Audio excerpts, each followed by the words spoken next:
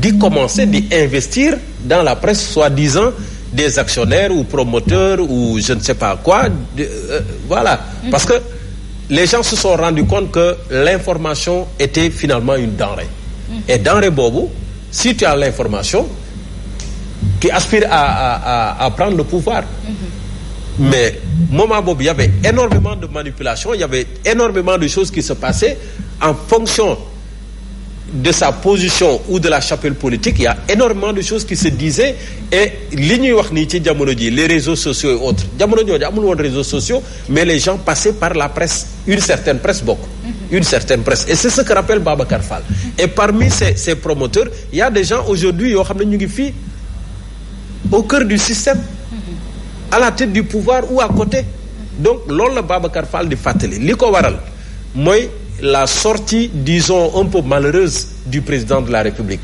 ci les 50e assises internationales de la presse francophone que Dakar a accueilli d'ailleurs pour la 4e fois pour rappel wala pour le souligner assises yooyu tey jii lay jeex mais pour parler de la presse est-ce que Macky Sall a besoin de mettre en exergue le travail de la revue de presse comme ça se fait au Sénégal le travail des journalistes parce que xëy na bu doon ñun kese ce serait peut-être moins grave mais le cadre international bi mu ko defee yow est-ce que il n'était pas en train de dévaloriser sa presse ndax ñu et loolu journalistes yi duñ ko nangu ñu bëri nee nañu daf leen xeeblu te loolu dafay dëggal la tax ñu ko doon joxoñ baaraam ne moom bu amee interview bi mu daan génn def presse internationale bi mais foofu laa doon jëm si moom mi nga xam ne tey ji mi ngi tuutal presse bi moom mi nga xam ne tey jii mu ngi ñuy xas dans nos façons de faire kon lii moo waral saa yu amee lu muy wax d'important bitim réew la koy waxee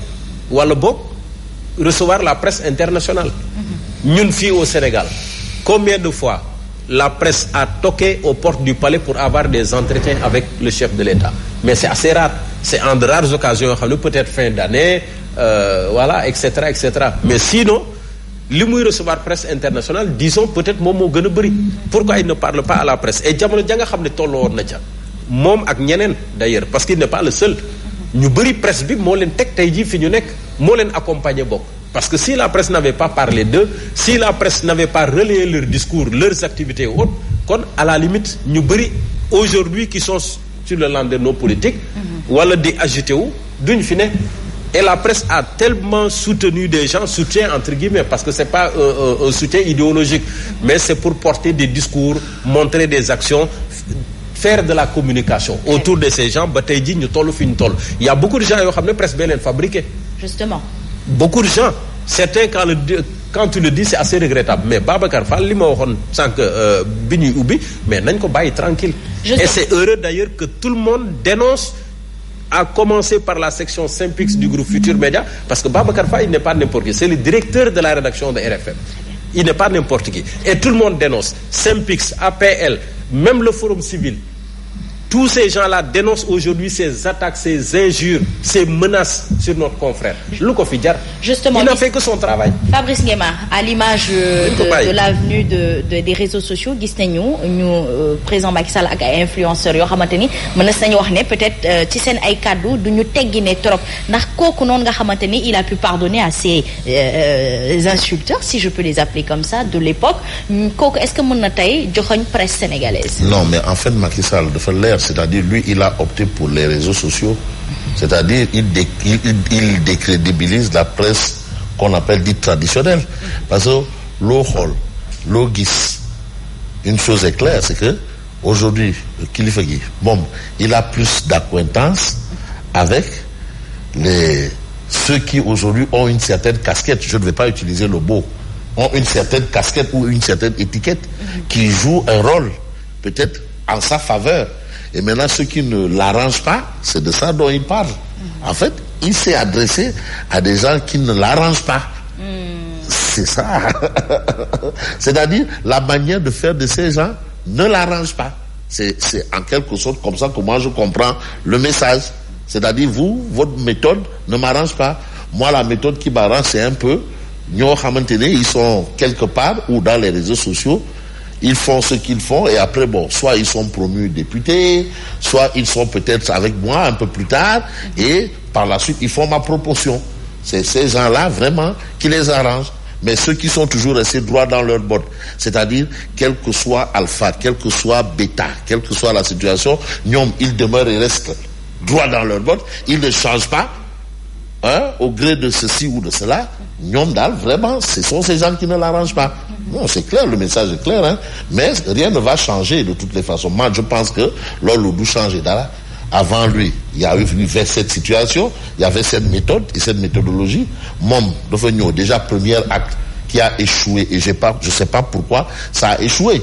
Mais un jour, on s'est levé par rapport à Simon Faye d'Odouard que combien de fois des journalistes ont toqué à la porte du palais pour avoir des interviews, ils n'ont même pas, on n'a même pas répondu.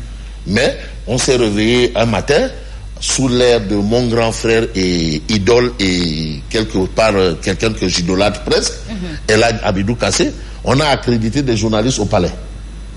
Mais ça a fini comment? On a accrédité des journalistes au palais de la République. Maintenant, des journalistes qui devaient, s'ils avaient besoin d'informations, aller au palais, comme ils voulaient, accréditer au palais.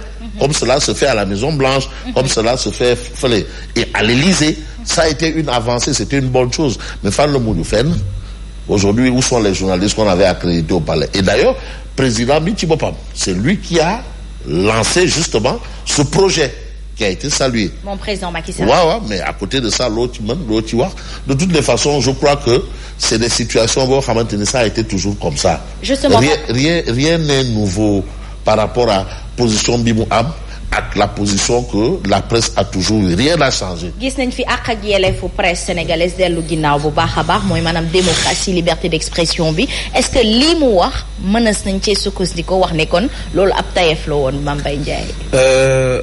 gis nga d'abord Babacar Fall luñ ko wax tooñ ko pour ñi koy xarab ak ñi koy menacer de mort ñëpp xam nañu ni Babacar Fall moom fu ko dëgg fekk fa la koy bàyyi moom ci boppam si dëgg la mas a dox te nii mu def nii yàgg na ko def mu arrangé ñenn ñi duñu ko xarab ñeneen ñi di ko xas tey peut-être li mu def nii arrangé wul ñenn ñi moo tax ñu koy xas mais gis nga mbir yi bu nekkoon póotum biir sax ñu ne waaw tey jii Babacar Fall li mu def peut-être Corrède waroon na ko def wala Synpics waroon na ko def génne wax dénoncer li nga xam ne peut-être njiitu réew président Macky Sall def na ko. publiquement aussi président Macky Sall ni mu defee nii. dafa ñaaw def ko waroon ko def póotum biir maanaam gis nañ ni ngeen di defee peut-être revue de presse wala revue des titres wala presse bi ni ñuy doxalee ne war nañ ko xoolaat mais mu au Synpics au Corrède au patron de presse ñu ne nañ ko toog nañ ko waxtaane mu nekk póotum biir.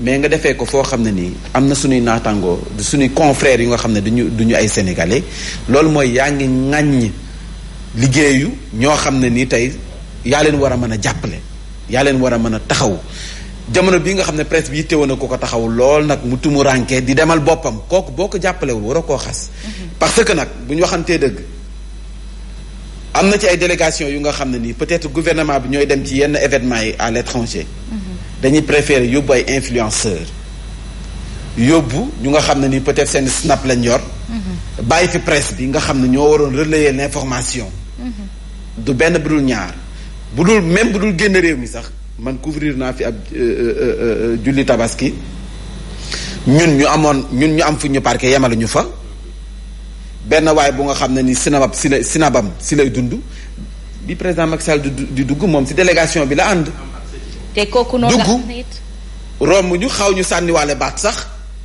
te kooku nga xamante ne koo ràññee ci. waaw teeku. xaw ñu sànniwaale baat ñun journaliste yi ne yéen a ngi toogee noonu. waaw ok amul problème romb ñu moom mi nga xam ne du journaliste am accès ci président de la république dem.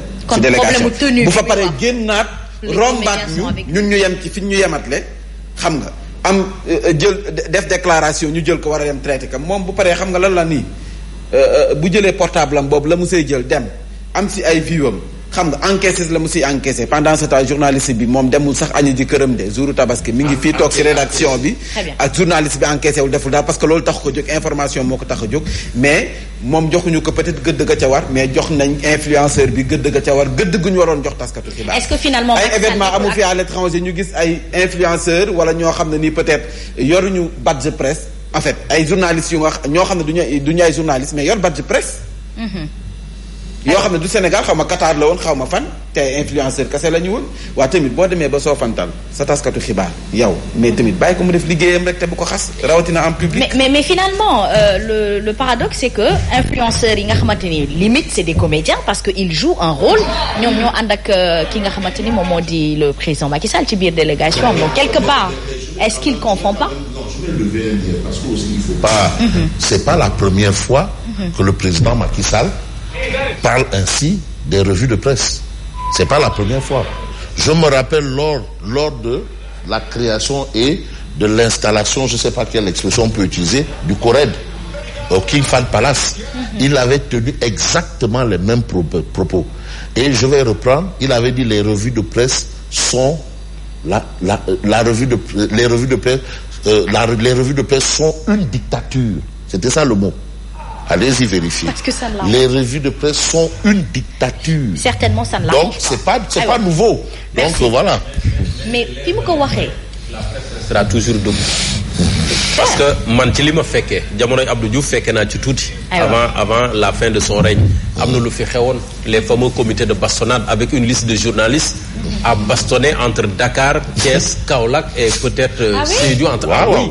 Comité de bastonnade. Moi, je faisais partie de cette liste des journalistes à bastonner. Et qui était le patron du comité de bastonnade? Vous le retenez. Et il est là. D'accord. Il est là. Par la suite, il est même au Conseil constitutionnel. Avec le régime de Abdoulaye Wade. Le régime de Abdoulaye Wade, on a vu après.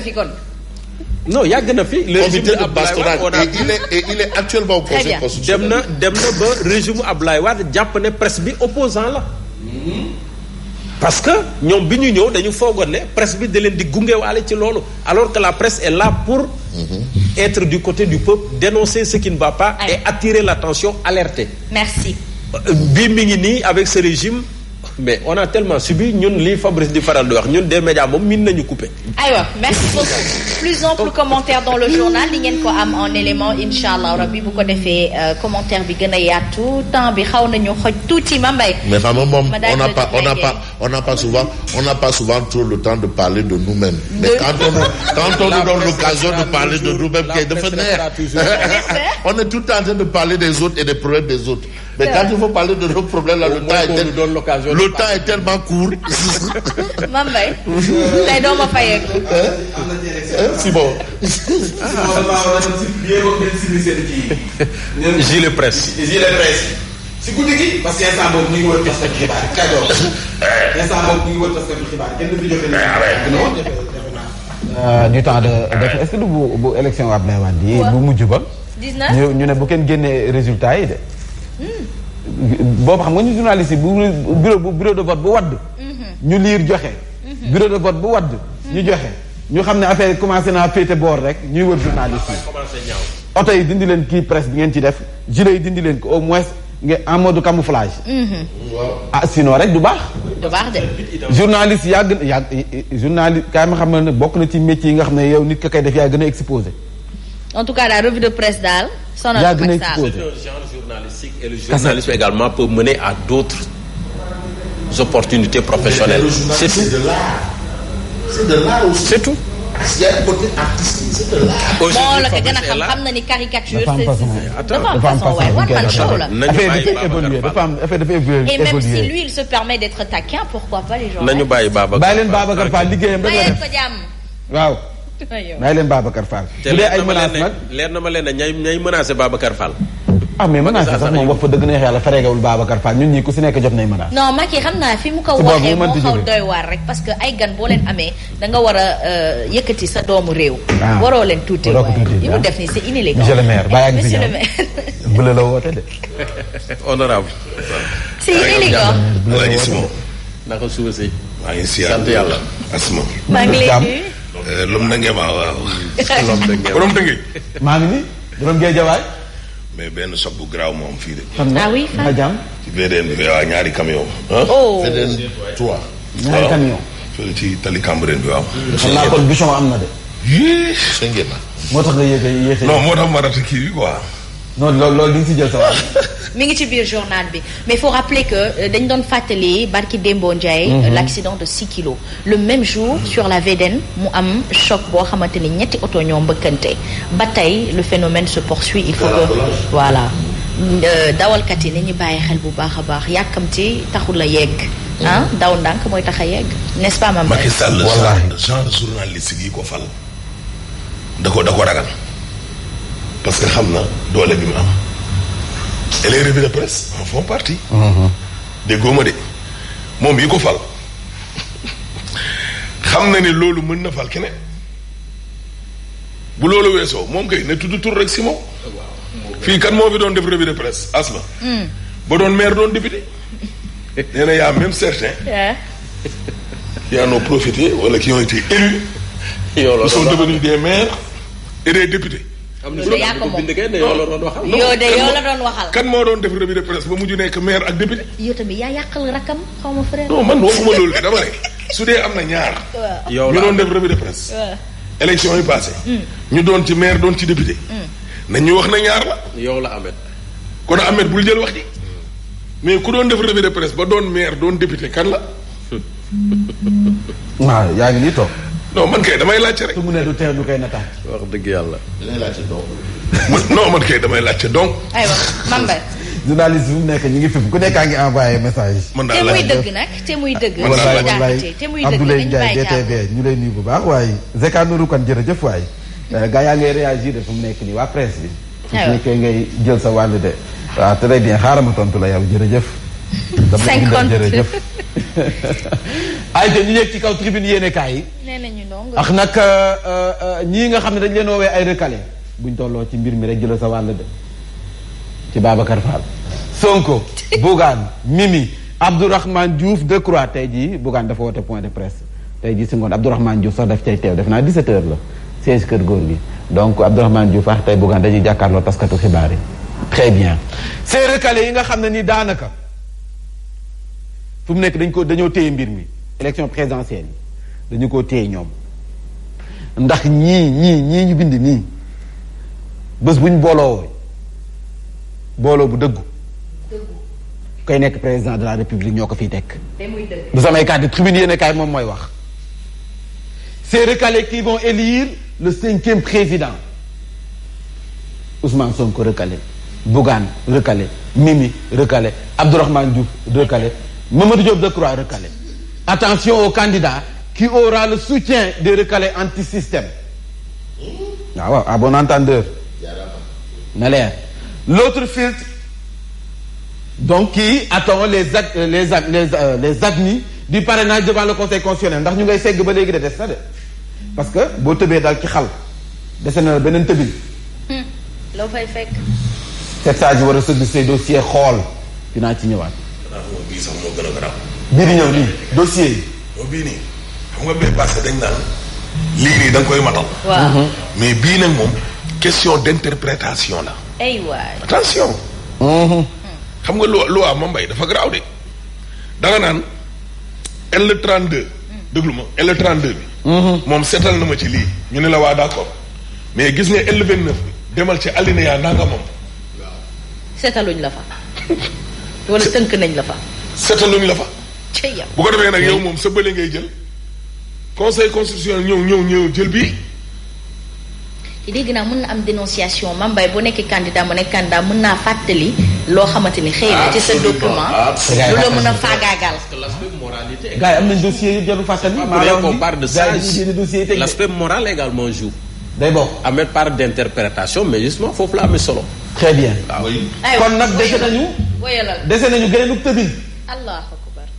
waaye nag li ma waxoon rek ci début bi gis nga faw ñu booloo l'unité un défi à relever par l'opposition parce que nag yàgg nañu woote booloo mais day des saa su ne bu ñu demee ba si biir ku si nekk jël sa yoonu bopp mu desee sincère mais nii bu fekkee booloo ko ca war ñoom opposition bi am nañ ko mu sincère te dëggu ci ñoom la ñu bëgg dañu koy am. tribune yéene kaay mooy wax ba tey tribune yéene kaay dikk ci fichier à problème parrainage controverse décision de justice non respectée vers des lendemains de présidentielle chaotique ndax coow en amont et en aval lañ fi nar a gis de coow li tàmbali na te boo xefee coow dana am ca bés ba coow dana am après tribune yéene kaay mooy wax ba tey ñëw na ci Mary Teuw Niane professeur ba dañu ko recalé moom si ñuy jàllul sa la bokk. Mary Teuw Niane crie au voleur et au sabotage de son dossier mooy li El Hadj doon wax boo fa demee yóbbu sa clé daal da ngay ñibbi bàyyi ko fa. ah baax na chaque jour moo waxoon ngeen may rek. pourtant loolu Bougane waxoon na ko ca dégg. moom daal nee na boo dégg waaw. jëlal ko. neewoon na. clé bi ngeen di dem di ko fa baax. kan moo leen di garanti ne la nekk si biir kenn du ko soppi. moom nii Mary Teuw Niane. nee na dund na ko. nee na clé bii daal.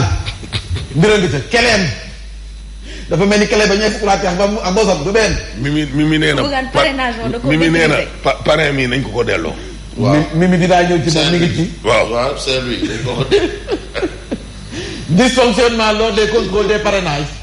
Sénat conseil constitutionnel ñu ngi sàkk si ñoom ñu résoudre mboolem problème bu nga xam ne am na ci fichier électoral bi. tribune yéen kaay moom moo ca dikk jamono joojee nag plainte am na ci 41 candidats recalés contre le conseil constitutionnel pour vol de parrain. plainte dugal nañu ko waaye la ma doon wax élage 50e édition bu assise de l'union internationale de la presse francophone président Macky Sall dóor na kurpañ taskatu xibaar yi Birahim Seck tontu na ko waaye kee dafa fekk bu tontu ba noppi Babacar Fall nee na fàttali na ko ne ko bu fekkee presse dafa yàqu ci réew mi jàppal ne seen nit it bokk na ci li ko yàq. ah non loolu diversion la waaye. waaw c'est le conseil constitutionnel et tous les ñama ak li ko Birahim Seck wax. c'est ça le problème. bu leen ko sànni waaye bu leen laax. bu ñu ko sorxo waaw. waaw dëgg la yaay xorom sa cin. non dama parce que nag bu ko bëggee def diversion rejeté. non mais c'est que grand bi foofu la bëgg a yóbbul débat. Birahim Seck ne ko. non. waaw wax ji li jël wax kay. contre-feu daal leen góor gi àll c'est un contre-feu. mooy cour des comptes. cour des comptes waaw nee na. yàgg naa jël ay décision ay kayit ñu war ko sëgg dossier yi. def ko de. kenn def ko est-ce que loolu tam gënul woon jekk ñu wax ko. ŋàññi ko ci gouvernement am na ñu mu war a mën a sanctionné te ba tey sanctionné wu leen. Birahim Seck mooy wax de. nee na ko. nee na ko boo yëree taskatu xibaar yi ba ŋàññi leen yëral cour des comptes tamit war leen a mën a ŋàññi. te muy dëgg. en public lu samay kàddu nag Birahim Seck moom moo xam ne loolu. ñu jàll ci kan. non réew mi dafa neex. ak dossier yi mu teg concom.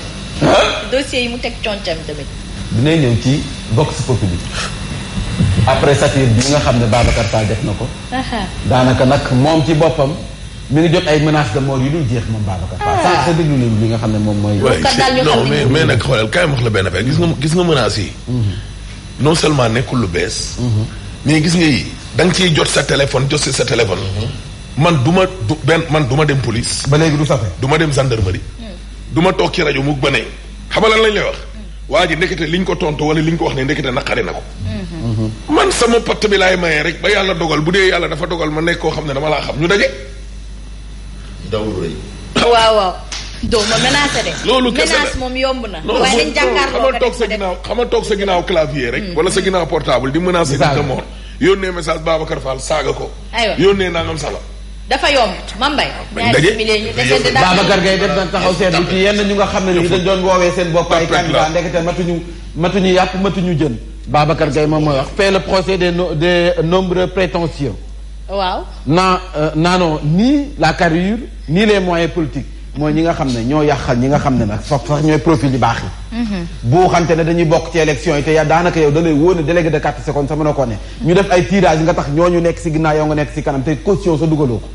Babacar Gaye loolu lay wax 41 candidats yi nga xam ne daanaka validé nañu ñoom ci dañ leen recalé ñoom ci boppam dañu nag maanaam déposé ab recours sa conseil constitutionnel jamono joojee suñu gaynde yi nag yegg nañu sa yama sukro fës kee ne soobu ci jongante ba ñanga ca Walf Quotidien daal di dikk ci candidat issu de Benno système en autodestruction ña ngi nii ñii nga xam ne daanaka démb ci Benno la ñu nekkoon ñu mer ngeen bu génn jàkkaarloo wax Benno daanaka nag ñoom ci boppam bu fekkee saafara la ñu yaakaar ne ñoom ñooy doon saafara gi jàngoro la ñuy mujjee doon Walf Quotidien moom moo ko xam le ci yéenekaay bi le dernier saut périlleux mooy li ñu doon waxtaanee sànq la Ahmed Aïdara dossiers yi nga xam ne ñoom ñu war a mën a sëgg nee na bii moo gën a ndekete yoo bii moo dàllinkóor gi dinañ xool sa casier judiciaire et les pouvoirs d'investigation du conseil constitutionnel daañ dikk également ci avis juridique sur l'amende bu 138 milliards ba nga xam ne daanaka ñu ngi koy tàmbalee njot ci Karim Meïssa Wade kooku waa PDS yi la wàllum quitus fiscal dinañu ko xool kay ñii nga xam ne fausse déclaration la ñu def yooyu yëpp dinañu ko lim bàcc piège yi nga xam ne daanaka mi ngi ci biir ci candidature indépendante yi waaye mbirum Thierno Cissé mi yéen a ngi koy fàttaliku moom mi wax ne kon dafa ñëw pour déposer 13 députés yu nga xam ne ni ci liste faux la tey jii daanaka dana jàkkaarloo àttekat ba yéenekaay bi daal dina ciy dikk na également moom l'observateur ci gëstu bi yaatu mu def si le calvaire sans fin des épouses d'alcooliques. Mon mari criait fort et publiquement qu'il avait envie de coucher avec moi. yéenekaay bi moom moo ko dikk. waaw xam nga ne moom boo xësee ba sam xel dem moom wax fa dëgg ne xel la ngay wax kenn xamul ko. Le Témoin yéenekaay présidentielle 2024 Mimi Sonko Bougane vers une alliance de feu des exclus génne nañ leen ci waaye ñoom nee nañu génne ñu seen bopp ci élection yi lu lépp lu mu laaj dinañ ko def ngir mën a participer ci seen façon ci li nga xam ne mooy présidentielle yi. L'enquête yéenekaay de parrainage opposition bi mu ngay accuser Mimi Touré la ñuy def photom les accusations des recalés la problématique des parrains introuvables sur le fichier Mimi Touré moom jot na ca wàllam sunu 7 sages yi ñu ngi nii. Merci. Contrôle des parrainages. Merci. ña nga ca dans le collimateur des 41 candidats. aywa des 7 sages. aywa ñu jàll. aywa. tey toftal na benn simili. Mimi Touré nee na plus de 902 864 Sénégalais soo moytuwul du ñu voté. aywa. bokk na ci li gën a fës ci bopp xibaar yi. coronavirus moom dañ koy waxtaane waat fii Sénégal. mu ngoog dañuy njort ne kon jàngoro jàng fi ba léegi te tàmbali naa sax def effet directeur de la prévention mooy ni xamle waaye nee na jarul tiit El Hadji Mamadou Ndiaye lay wuyoo mu ngay xam ne kon ak yokkute xala naa am tuuti nag ci jàngoro ji rawatina variant Omicron waaye jël nañu seen i matukaay jarul kenn tiit xanaa kay ñu delluwaat rek bu ko laajee ñu takk ay masque professeur Mary Teuw Niane ñu ngi ko doon waxtaanee sànq moom démb dafa janoo taskatu xibaar yi nee na nanu ko éliminer ci jongante bi daanaka tegguñu ko fen moom nag daañ ci dikk ci bi la jotaay xibaar wax it ci njiital mouvement gëm sa bopp dana woote janoox taskatu xibaar yi moom it tey ji si alxames ji nee nañ dana ci ànd ak Abdourahmane Diouf bu awale tàggat yaram CAN Coupe d'Afrique bu Côte d'Ivoire 2024 Sadio Mané ña ñu yàndal daanaka yegg nañu sa Yamoussoukro démb jamono joojee nga xam ne ay taskatu xibaar daanaka ñoom seen ak yegg foofee ci ay gàllankoor la ndax am na ay jafe-jafe yi nga xam ne jot nañu ko dund Yamoussoukro kenn si ñu fa yóbbu Soxna Fall dana ci dikk si jafe-jafe yooyu nga xam ne jànkonteel nañu ko jeexale bi la jotaay xibaar li yéene kaay xëy fësal ak Mantulaay Cubbundooy ngeen taaxir lu ñu xuus si Faram Fàcce gi ànd Seex Simon Faye El Hadji Ahmed Aïdara Fabrice Nguema Asma Khadija.